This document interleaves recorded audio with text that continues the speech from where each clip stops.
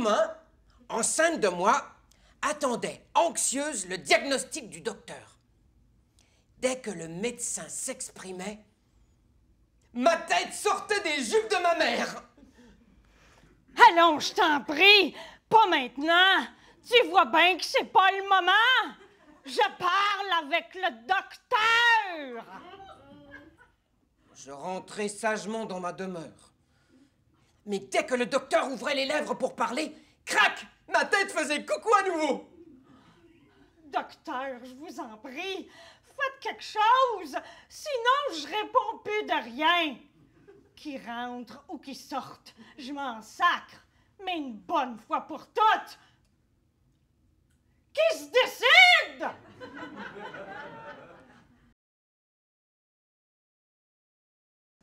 L'ogre demanda si le dîner était prêt.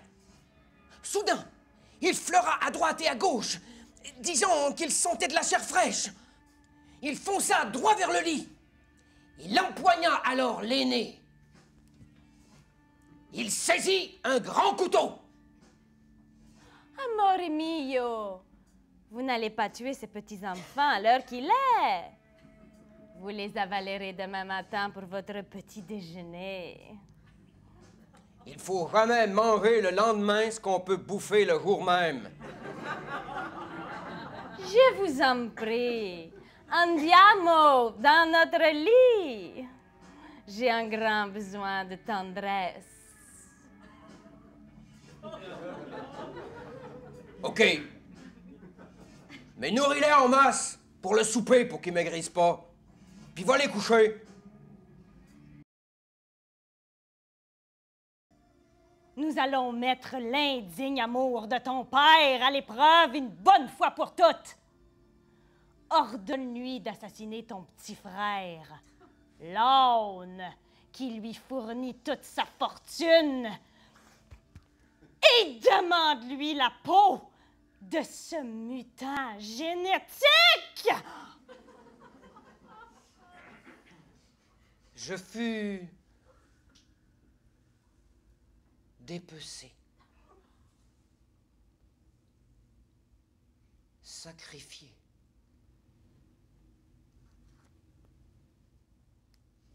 Ma parure fut apportée à la plus jeune de mes sœurs. Pâquerette accourut.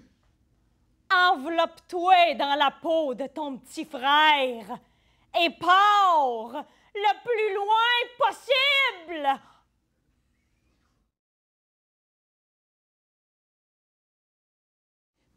Ma marraine prit en main la direction de la forêt et devint très vite prisée pour son commerce à travers tout le royaume. En femme d'affaires avertie, elle arpentait sans relâche toutes les allées, vêtue d'une paire de cuissardes, de gants mousquetaires et d'une grande capeline en satin rutilant, car elle avait une passion pour le rouge. Ah, j'oubliais. Elle s'aspergeait, pour mieux asseoir son autorité, d'un parfum pour homme, habit rouge de Guerlain. Ce qui fit que partout, on l'appela le chaperon rouge.